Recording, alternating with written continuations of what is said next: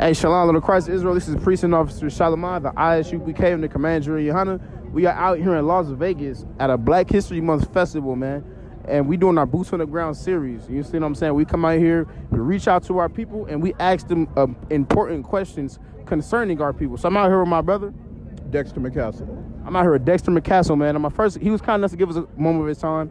My first question to you is, what does Black History Month mean to you? And is Black History Month important to you? Black History Month sells it short because, of course, Black history is American history. At least that's all we learn about. Of course, we want to do more for what's going on or what we have, especially on the grounds that our children don't know what happened or what's going. It's sort of dying out into what history that blacks had portraying into what's brought it up to this point. Right. So there's a lot of things that we are losing, or in a sense, I say, a lot of the people that start things are dying out, so we've lost out a lot of people. It'd be interesting to know that I actually was among the group that set up the first black magazine in the state of Nevada. Really? It was called Oasis Magazine. Really? And what's the name of it one more time, just so we can make sure everyone can hear it? It was called Oasis Magazine. Oasis Magazine. That was one of the first black magazines out here in Nevada. Black magazine. Oh, the first magazine. Yeah, we're happy to see Black Image and see them carrying on and doing things, but Oasis was the first black magazine. And we started over on Owens at a barbecue place, little place there. So we've done a lot there. I've been here since '77. I worked 28 years with the city of Las Vegas. Right. So I used to work with the fire department. That's what I did. So it's interesting to see the black history because we do have some things. I don't know if you guys have noticed the signs out and they're talking about the people that have just about have gone on, not all of them, but right. Just on the grounds. People that are, what happened here in Vegas and the new things that they have started and things like that. We have one with a very close friend of mine that passed away. We actually buried him on Tuesday. He worked with the city of Las Vegas, a firefighter for 27 years. Right. 47 years. 47 Sorry. years. So his poster is actually on the other side. Really? As you come in, I seen it over there. You got to check that out. Yeah, well, definitely a good person with that and what he did. I worked with the professional black firefighters of Las Vegas, which we eventually turned into the United Firefighters of Las Vegas.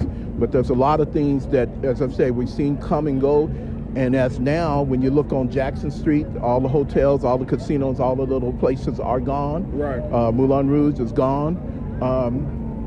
I think the black history here is good for the younger generation, like you guys, where you guys can actually know that people out here were fighting to do things and to get things better. So, if you don't mind me asking, I know you mentioned you said Oasis Magazine, right? That was the very first black magazine out here in Las Vegas, Nevada, correct? Yeah. If you don't mind me asking, I know you said you were out here since 1977. You know what I'm saying?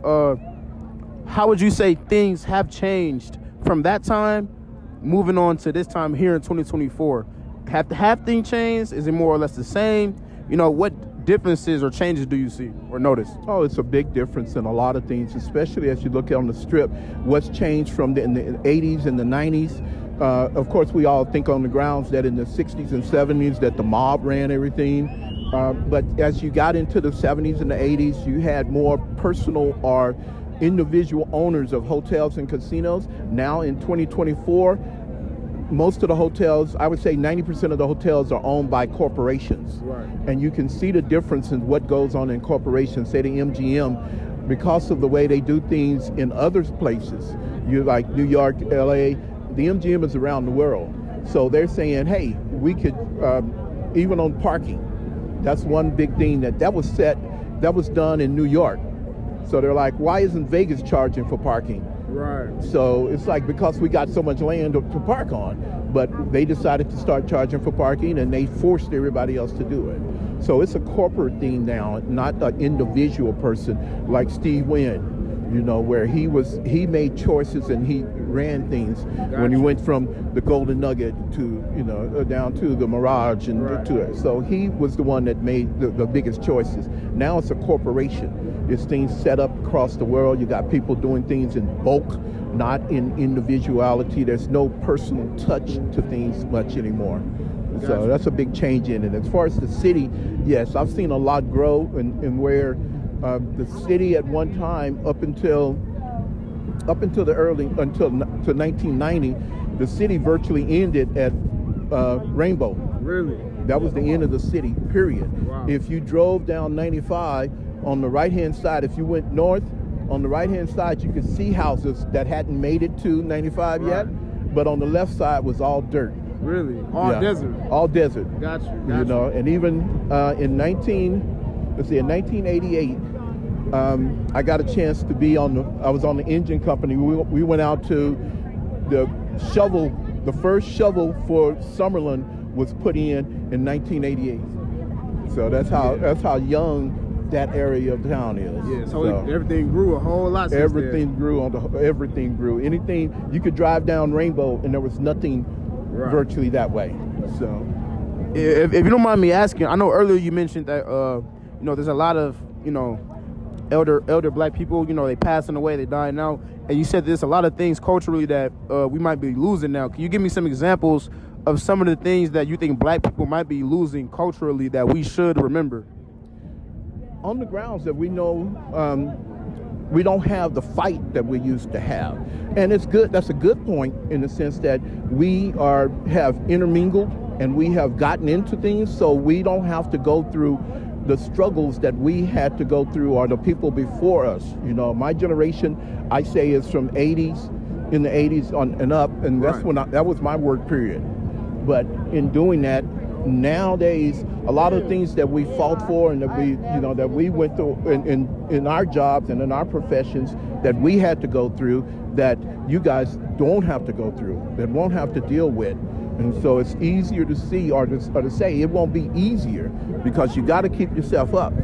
But you have to know there are some great things out here. If you guys have not been over to Gritz Cafe, that's one. I love that spot personally out here in Vegas. I recommend Gritz Cafe to anybody that appreciates good soul food in Vegas. Mm-hmm. Well, Trina, the owner there, was in my class that we set up through the black firefighters to make sure that we bring in black females into the fire service. Right.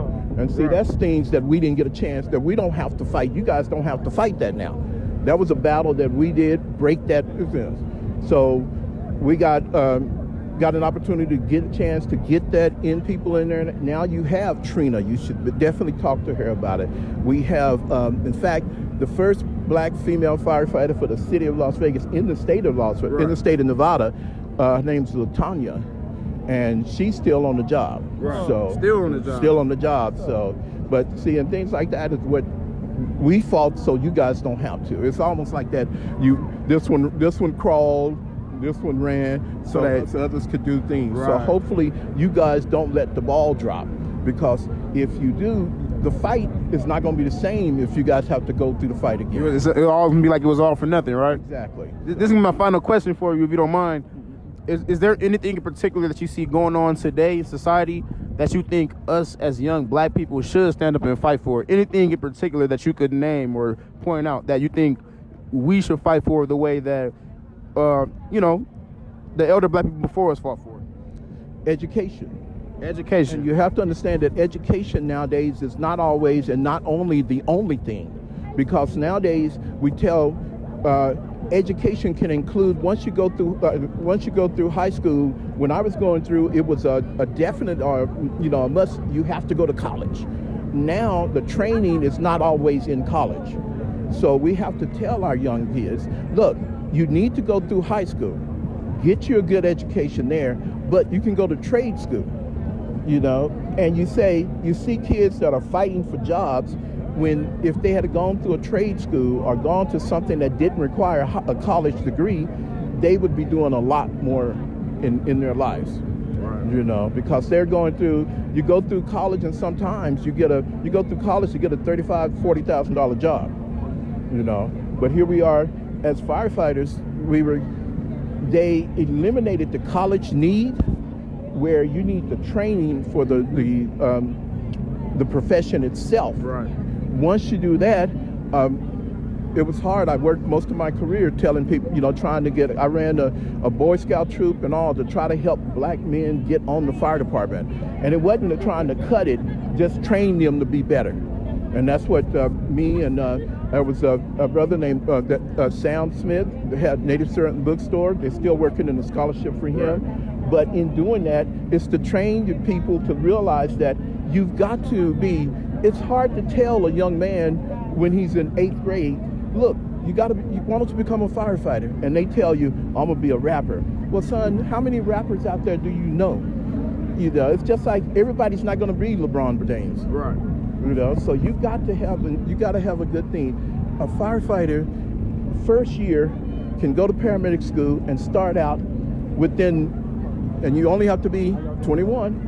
You could be 18 in most places, but by the time you're 22, you could be making 6 digits. Right. But you try to tell them like that, and they're like, no, that's not for me. Something they don't want to hear. They don't want to hear it. Gotcha.